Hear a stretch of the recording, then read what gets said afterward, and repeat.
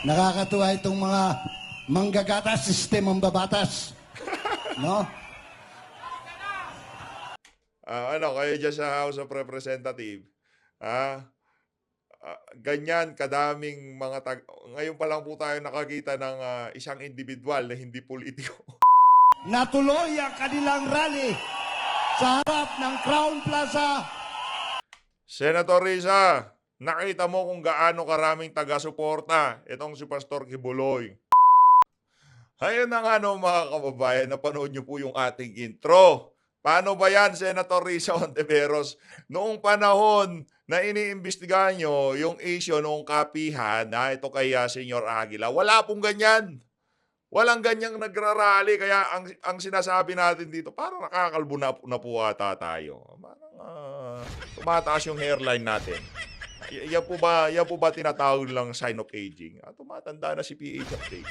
Ayos lang yan. Lahat naman tayo itatanda. Okay lang yan. Ayun na, babalik tayo sa ating pag-uusapan ngayon, mga kababayan. Dito sa video,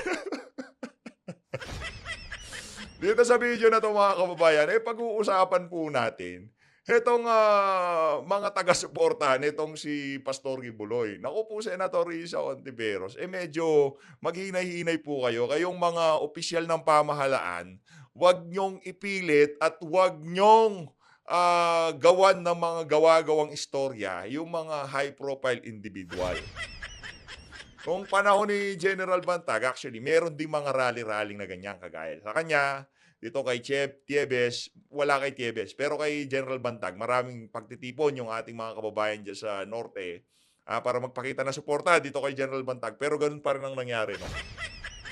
Kaya dito, ang kinatatakot po natin dahil nagsalita na itong si Secretary Boying, wag naman sana. Alam na natin yun, mga kababayan. No? Ayun na nga, dito sa video na to, papanoorin po natin ang talumpati nitong si Sir Jason na kung saan butatapo itong mga congressman natin at itong si Senator Risa Hontiveros. At itong, natawa po ako nung napanood ko, itong si Katapang, anong pinaggagawa mo sa buko? Wala ka na bang matrabaho dyan, Katapang? Mga kababayan, gumawa po si Katapang ng conjugal hotel sa loob ng Bucor. Basically, ang tawag po dyan sa salitang kanto, parausan ng mga mag-asawang may asawang nakakulong diyan sa Hoy, Katapang, anong pinagagawa mo diyan sa Bucor? Ayusin mo 'yan. Anong conjugal hotel? Baka mamaya magpa-short time na rin kayo diyan, ha? Mamaya po pag-uusapan natin ito. Nakapit ang karapatan nangyayari dito. No, ginibay yung mga kubol para wala nang kumbaga, yung wala nang maraming aberya diyan sa Bucor. Pero ito po mas matindi. Ang ginawa po nitong si Katapang, wala nang kubol pero conjugal hotel meron. Dapat po siguro mapag-usapan niya sa Senado. Ibang klase po talaga itong administrasyon nito si Marcos Jr. Matatawa na lang po talaga. Tayo, sa totoo lang, no? Ayaw na po nating magalit sa mga kaganapan ngayon. Kumbaga, ini-enjoy na lang na. Ano pa magagawa natin? Kung magagalit mo tayo, mawawala yan. Hayaan na lang natin. Ang buhay po, kumbaga, kalmahan lang natin. Wag masyadong mainit. Relax lagi ka nga. Lahat naman ng bagay na yan ay lilipas. There's a time for everything. Ayan ang sinasabi.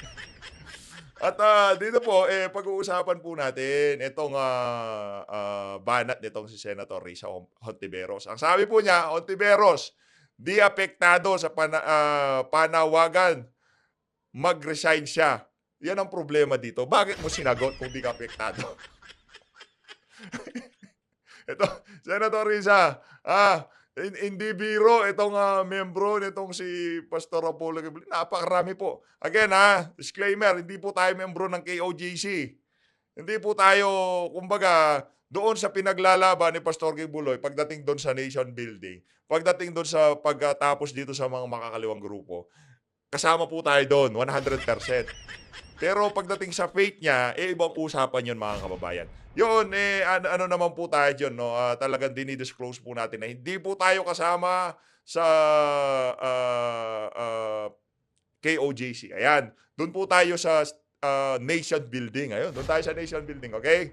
Ang sabi po nitong Senator Risa Hontiveros, hindi apektado si Senador Risa Hontiveros sa panawagan na sa panawagan ng mga taga-suporta ni Kingdom of Jesus Christ KOJC leader Apollo Kibuloy na magbitiw na siya sa pwesto dahil mas matimbang umano ang damdamin ng mga di umanong biktima ng pastor. Ito na, ibang klase din po itong balita na to. Oy, kayo dyan sa balita, biktima na kagad. Hindi ba pwedeng lagyan muna natin ng allegedly? Alleged. Biktima. Yan ang sinasabi po natin, no? Ibang klase po talaga itong mga ibang pahayagan sa ating bansa. Ito na, panoorin na po natin to kay Conjugal. Panoorin natin to bago po tayo lumipat doon sa natin, kabilang topic natin, no? Pakinggan po natin tong si ito si Katapang. Oh. Ayan po. Formal nang binuksan ni Bucor Chief Gregorio Katapang Jr. ang Conjugal Hotel sa Maxi Magkano ba dyan? Anong oras ba dapat mag-check-in dyan sa hotel? Anong oras ba? Oy, Katapang, ano pinagkagawa mo dyan sa Bureau of Correction sa loob ng maximum compound. Ito ay para sa mga dalaw na may asawa para magkaroon sila ng privacy sa kanilang pagdalaw sa loob ng maximum compound. Ano ka ng Petra Garo?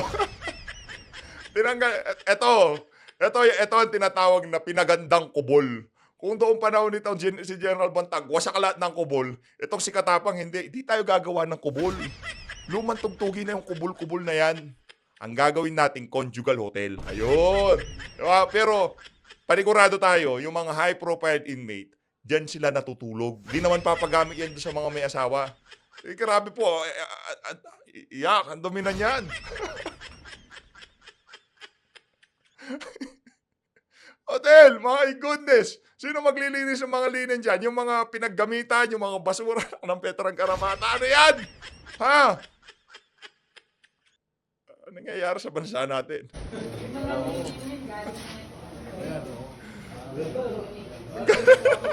Ang ganda raw. Ang ganda daw niyan. Parang kabaret. Meron pang Christmas na. Oy, Katapang, anong pinagagawa mo dyan sa Bucor? Huwag naman pong ganyan. Nakakaano naman po kayo?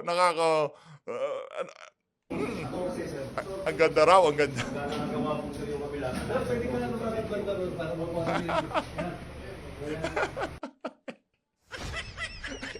Yung mga dito, magtaas ng kamay, yung mga nakaranas na short time dyan. Hindi tayo nakaranas noon. May nagkwento sa atin. Ayun yun. Yun yung sa atin, mga kababayan. Hindi tayo nakaranas nun. Meron lang nagkwento sa atin yan. Conjugal. Ilang minuto? 30, oh. Ayoko na. May time limit kayo, Brad. Bilisan nyo, may nakapila. Brad, ano ba bilisan mo? Bilisan mo, may nakapila sa likod, 30 minutes. Anak naman.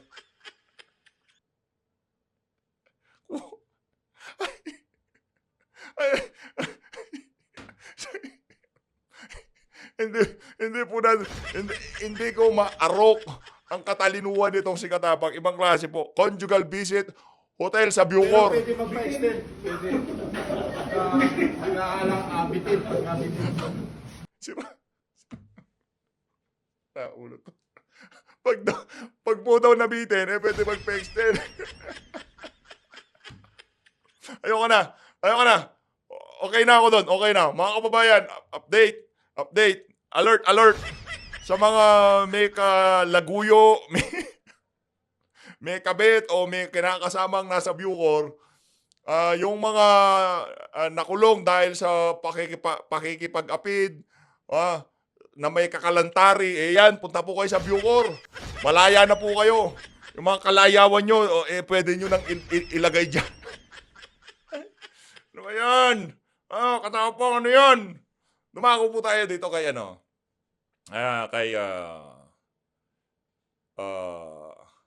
dumako po tayo dito kay banat ditong si Sir Jason dito kay Senadora Risa Ontiveros. Sabi po niya, I'm not into Pastor Kibuloy, but a fart. I'm more interesting to hear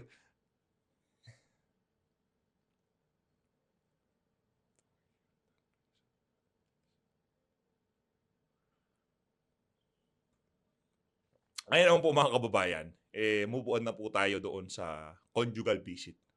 Ngayon naman po, dumako po tayo dito sa banat nitong si Sir Jason Sa, dito sa ating napakagaling, napakatalino, napakahusay na senador. Palakpakan po natin. Senator, Senator Risa Hontiveros. Nabilib po ako doon sa kumbaga talagang itong si Katapang, pinangangalagaan niya yung well-being nitong mga nakakulong. Yung mga karapatan nilang magkaroon ng conjugal hotel. Kaso ang problema, 30 minutes lang. Paano kung ng Petrang garapatan naman? Ayusin natin ha. Dapat sa susunod na bisita ng mga media dyan, Katapang, lagyan mo na ng yarin lamang na may Christmas light na yan. Merong patay sindi, lagyan mo ng videoke, lagyan mo ng serbadora, lagyan mo ng mesa, bar na yan. Dito po tayo kay Sir Jason Sa. Sabi po niya dito sa banat niya dito kay Risa Hontiveros. I'm not into Pastor Kibuloy, but a fart I'm more interesting to hear than Risa antics inbox comment. Ayan na nga ba sinasabi natin? Mga kababayan, ito po mga pinagagawa nitong si Senator Risa Hontiveros sa kanyang hearing. Marami po sa ating mga kababayan. Sa totoo lang, hindi natutuwa po sa mga pinagagawa nitong senadora na to. Marami pong hindi natutuwa sa mga pinagagawa nitong si Senator Risa Hontiveros. Ngayon naman po mga kababayan, meron na naman pong pampabus ng ego itong si Risa Hontiveros. Meron na naman po siyang banat. Ang sabi po niya, kaugnay doon sa isinampang kaso para dito kay Pastor Kibuloy, no? Para dito kay Pastor Apollo Kibuloy, yung inapila na ngayon talagang tututukan na po ng Department of Justice. Siguro dahil sa mga banat nitong si Pastor Kibuloy dito kay Marcos Jr., kaya yung kanyang tagapagligtas, yung DOJ, tatrabahuhin na siya. Ito po mga kababayan. The Department of Justice DOJ moved to file qualified trafficking and child abuse case against Kingdom of Jesus Christ. KOJC leader Pastor Apollo Kibuloy is a gift to every woman on Women's Month, Senator Risa Hontiveros said. Ito po ang banat niya mga kababayan. Ginamit niya na naman yung kanyang term na victim survivor. This is a welcome first step toward the victim survivors. Cry for justice, peace, and healing. Paano victim survivor? Yung kamag-anak kasama dati sa KOGC naglabasan na yung mga kinuha mong victim survivor. Na yung kinuha mong mga witness, pasaway, mga sinungaling. At meron pang napabalita na bayaran daw di umano. Paano tayo doon, Senator Risa? Diba? Dapat iayon lang natin yung banat doon sa mga kaganapan, doon sa mga witness natin. Wag masyadong kala mo naman talagang aping-api. At yung si Rene, alias Rene, for example, this month nag-testify siya, gumawa siya ng Facebook Live na kung saan pinapasinungalingan niya lahat ng mga nagsalita doon sa naunang hearing nitong si Risa Hontiveros, na kesyo mga sinungaling yon, walang ginagawang pang-aabuso itong si Pastor. Sa susunod na hearing, same tao, itong si alias Rene, nag-testify, kinukontra niya naman yung sinabi niya doon sa kanyang Facebook Live. Ibang klase po. Nasaan yung credibility ng mga witness na yon? Diba? Hindi tayo rito, wala tayo dito kay Kibuloy. Wala, hindi po natin siya kinakampihan. Kinakampihan natin yung conjugal hotel. Hindi. Hindi po natin kinakampihan itong si Pastor Kibuloy. Wala akong kinakampihan dito. Binigyan nga ako ng strike dyan yung SMNI. Binigyan po ako ng strike niyan sa PH update nung mga nakaraang panahon. Kaya kung talagang merong batikos, may ibabanat po ako. Kaso, pass is pass. Ayahan na natin yun. Di ba? Binigyan po ako ng copyright strike ng SMNI dati. Nung after ng election, binigyan po akong copyright strike. Di ko alam bakit. Anong meron, SMNI? Pero, so far, okay naman po. Okay na. Wala, kalimutan na natin yun, SMNI. Move on na tayo, no? Ngayon naman mga kababayan, yung mga witness nitong si Senator Risa Hontiveros, iayon lang natin yung yabang, yung mga banat, doon sa uri ng mga witness na kinuha nitong si Senator Risa. Iayon mo lang, madam. Yung mga kinuha mong witness, yung mga victim survivor mo, ano yan, mga walang credibility. Ayon doon sa mga active member. Okay? Ayos. Panoorin na po natin itong banat nitong si Sir Jason. Sa ibang klase po bumanat to. Ang oras sa Pilipinas, Ayun. menos 10 bago mag alas 4. Sa Melbourne, Australia, malapit na hong mag alas 7 ng gabi. Ayun. Gusto ko lang ipaalam sa inyo na katulad natin, ang mga Pilipino sa Melbourne ay nagpadala po ng video sa atin na tuloy ang kanilang rally sa harap ng Crown Plaza. Senator Risa, nakita mo kung gaano karaming taga-suporta itong si Pastor Kibuloy. At sa parting Luzon, ating nabalitaan, napakarami din daw po niyang taga-suporta. I mean, mga membro. Ngayon, kung kahit nasaan nyo padalhin yung kaso na yan, kayo dyan sa DOJ, nitong si Pastor Kibuloy, hinay-hinay lang po. Hinay-hinay lang po sa pag-aakusa. Hinay-hinay lang po sa pagbanat. Dahil wag po tayong gumawa ng isang bagay na magre-resulta ng hindi maganda. Okay? Madadaan naman po lahat yan sa mabuting usapan. Okay? Upang ipahayag sa pulong bongbong ang kanilang mga saloobin. Eksakto alas 4:30, oras sa Pilipinas, sila po'y magmamarcha upang salubugin ang Ayun si Atty. Ferdy. Atty. Ferdy. Pangulo na Hala. Uy. Huwag yung tanggalin yung mic. Grabe, no? Ayan, o. Sen. Risa, ayan, o. Nakikita nyo naman, ho. Mahal naming senadora. Yung mga tao na yan, sa Davao pa lang po yan. Manila na po ba yan? Liwasang ba ba? Mali. Sorry. Fake news tayo doon. Ito naman kasi, hindi binabasa ito si PH Update. Liwasang Bonifacio, Manila. Ayun! Sa Liwasang Bonifacio, Manila. Sinabi nitong si Boying, ililipat daw sa Metro Manila yung kaso dito kay Pastor Kibuloy. Ayan, ganyang karami. Maya't maya, ganyang karaming tao ang mga kikilos protesta. Dahil hindi naman po tangang ating mga kababayan. Alam po nila kung kailan ginigipit ang ating yung kanilang mga sinusuportahan at pagka hindi sila nabibigyan ng parehas ng laban, talagang makakakita po tayo ng mga ganyang klaseng pag-alsa.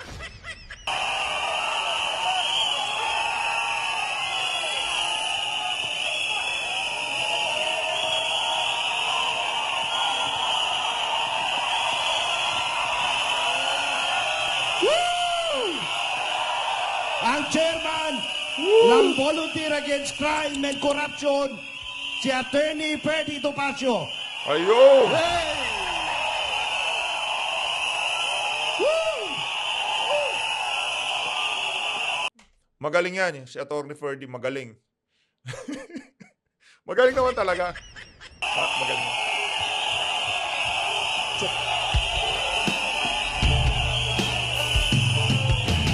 Para po sa kabatiran ng lahat ng mga anak ng Diyos, tayo lahat, na tayo ay nakikisa sa ipinaglalaban ng appointed Son of God, Pastor Apollo C. Kibuloy. Doon, di po tayo soldo na. Hindi po tayo Hindi po tayo soldod. Pagdating doon sa kanyang pananampalataya, hindi po kasama sa pinag-uusapan natin dyan. Ang atin dito, yung panggigipit sa SMNI. Yung kasi nag-ugat po lahat yan sa mga hindi po nakakaalam doon sa pagtatanong nitong si Ka Eric kaugnay dyan sa travel expense. Nitong si pangalan to? Tambaluslos. Ayun.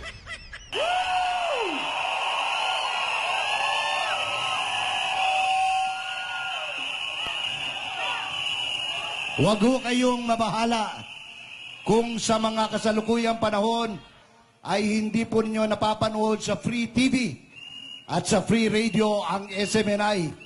Pero hindi po yan sagka para sa malayang pamamahayag sapagkat tuloy-tuloy ang ating pong pakikibaka para sa kalayaan ng pamamahayag.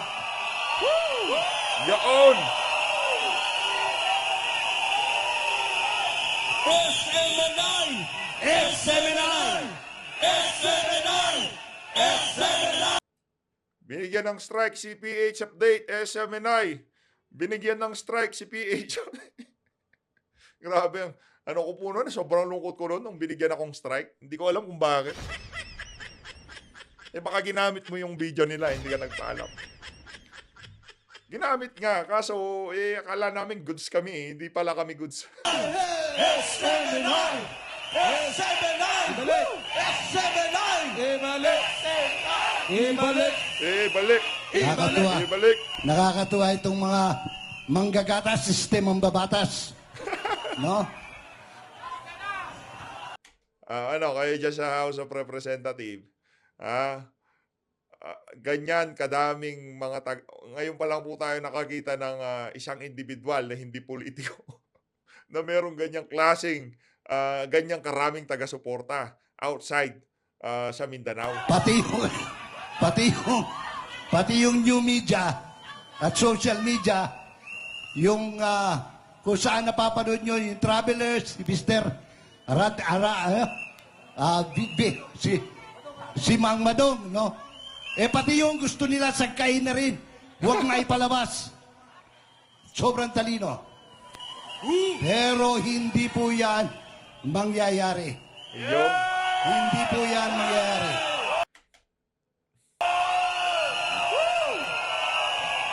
Sir Jay, kagaya nung sinabi natin dun sa huling video natin, panapanahon lang yan. Panapanahon lang yan. Ngayon, sabihin na natin ganyan ang ginagawa sa SMNI.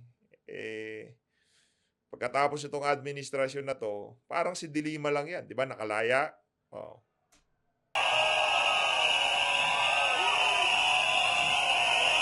Ang Pilipino, kailanman ay hindi po mananahimik sa ngalan ng kalayaan. Paano yung mga yan? Senator Risa Hontiveros, paano yung mga yan? Di ba? Isipin nyo kung merong ganong klaseng iskandalo sa simbahan, nalaman ng mga membro na yan. Sa tingin nyo po ba hindi sila mag-aalisan? Doon lang maiisip mo na ba't parang there's something wrong? There's something wrong with your witness, my friend. May mali. Nasubukan na natin noong panahon ng martial law, marami sa inyo hindi pa pinapanganak. Pero hindi po kami natakot at itinuloy namin ang paghahayag.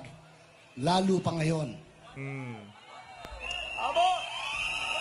So, gusto ko lang hong iparating sa inyo na habang kami ay nandirito, habang nandyan ang SMNI, tayo po ay magbubuklod-buklod upang ituloy ang laya ng pamamahayag. Careful. Naku. Careful.